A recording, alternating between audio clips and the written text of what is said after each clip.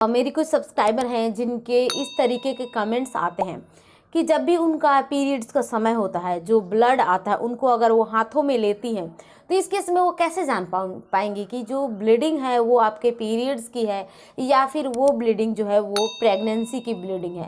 इस बारे में बहुत ज़्यादा यूट्यूब पे कह सकते हैं मिथ फैली हुई है। कोई भी कुछ सही तरीके से समझ नहीं पाता है या फिर कोई भी किसी अच्छे तरीके से समझा नहीं पाता है।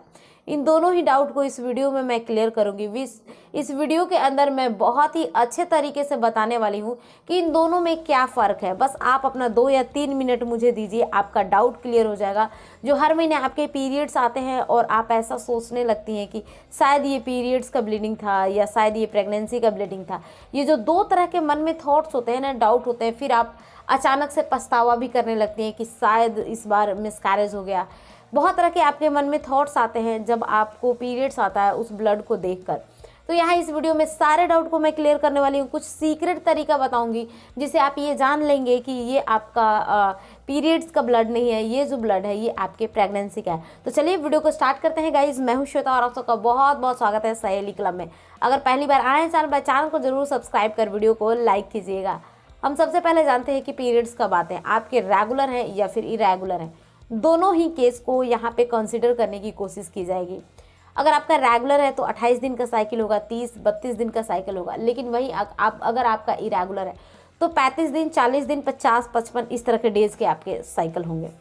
तो इरेगुलर में मोस्टली हम लॉन्ग जिनका साइकिल होता है उनको यहाँ पे कंसीडर करने की कोशिश करेंगे, क्योंकि पीरियड्स इरेगुलर में शॉर्ट साइकिल यानी 20-22 दिन पे उनको बार बार पीरियड्स आते हैं, ये लोग बहुत कम होते हैं। तो उनके केस में थोड़ी सी अलग सिचुएशन हो जाएगी।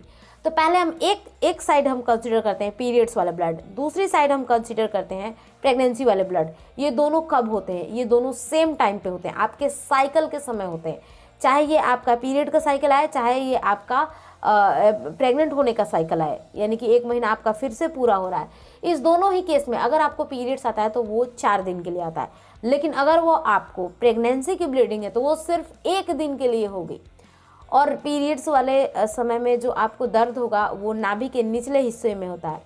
और जब आपको प्रेगनेंसी वाली ब्लीडिंग होती है उस टाइम जो दर्द होगा वो नाभि के लेफ्ट में होगा या फिर राइट में होगा। और इन दोनों के कलर में क्या चेंजेस होते हैं? पीरियड्स वाले ब्लड बिल्कुल रेड होते हैं या डार्क रेड होते हैं। और अगर यहाँ पे बात किया जाए प्रेगनेंसी वाले ब्लड की, वो हल्का सा पिंक कलर का होता है। कई लोग इसे इम्प्लांटेशन ब्लीडिंग के भी नाम से जानते हैं। तो इस तरह के दोनों के बीच में फ़र्क होता है, चाहे आपका रेगुलर है या इरेगुलर। दोनों ही केस में ये जो जानकारी है वो सटीक बैठती है।